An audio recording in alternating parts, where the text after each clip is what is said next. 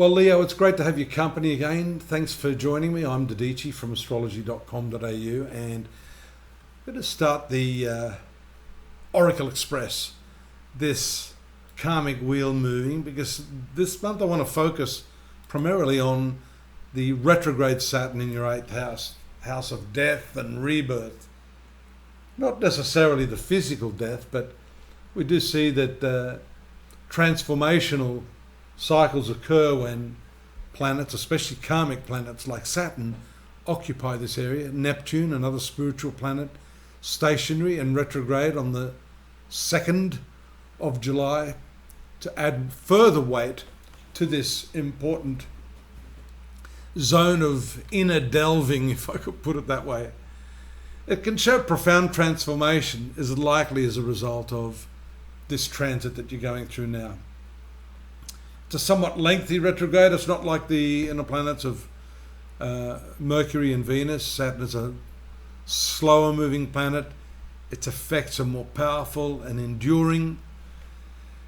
And the new moon on the 6th forms a trine aspect to that retrograde Saturn in your 8th house. So it's showing us definitely a new chapter in your life. Notice also the new moon, Venus, new moon with the sun there in the 12th house of spirituality. So that's going to accentuate this purposeful investigation, if I could put it that way, into this area of your life.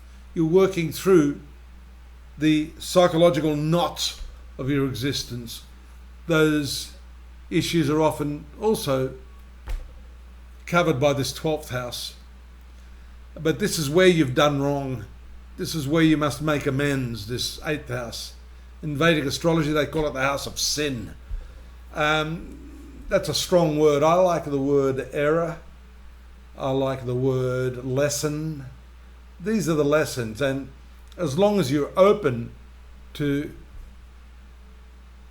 the implications, there's that moon opposite Saturn. That's a tough one for you around the 11th and 12th. As long as you're open to that, this retrogression is going to help you understand a whole lot more about yourself and about your relationships, because this 8th house is also about intimacy and trust. The shared emotional bonds you have with those that are important to you. I can't stress strongly enough the importance of that also in this interpretation of your transit right now, Leo, because you've also got the retrograde Pluto there in your 7th house of long-term committed relationships. Saturn has a similar influence to this retrograde Saturn in the 8th house. Pluto is the natural ruler of that 8th house, Scorpio. So you've got a double whammy here. You've got Pluto in the 7th, Saturn, Neptune in the 8th. You've got Venus and Mercury, fortunately, casting their glance from the sun sign to ease the burden. This is about healing, Leo. It encourages that deep psychological work. And that may also mean taking a step towards getting some therapy, getting some psychological assistance on that. Astrology can help, psychologists can help. 8th house is also about endings and beginnings. Maybe part of your psychological problem has to do with the fact that you need to walk away from some relationship at this time. The full moon may cast some light on that around the 21st. There it is there, the opposition of the moon to the sun. And then it moves immediately into that 7th house. The moon is the 12th ruler. You can see the threads, a repetitive thread that gives us a bit of an idea of what's going on in your chart. 12th ruler, moon, full, making conjunction in the 7th house of relationships with Pluto, the transformative planet.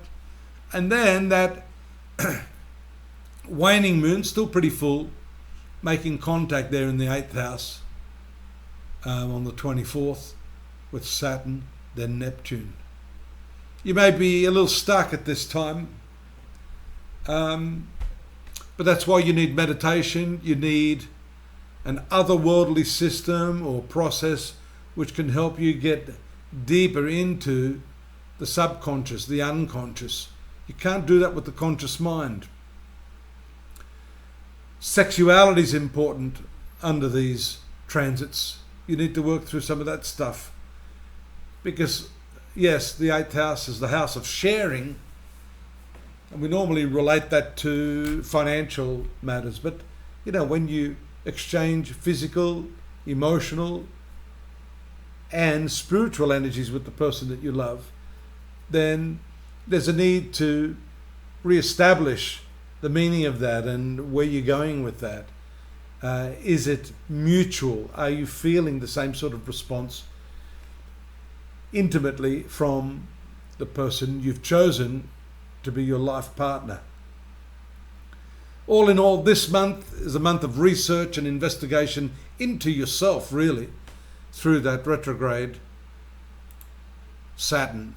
And if you can do that with an open mind and an open heart, I think you're going to see some amazing results emerging out of this particular period of your life. Please do subscribe and like us. Once you've done that, go over to astrology.com.au. Kay has put all the links down there, so you'll be able to learn more about what's happening this month, July 2024. By all means, drop me a line if you've got any questions, technical or otherwise. I'm here to help, and I'm going to be here to give you more of the same next month. I hope you'll join us. Take care for now. Bye-bye.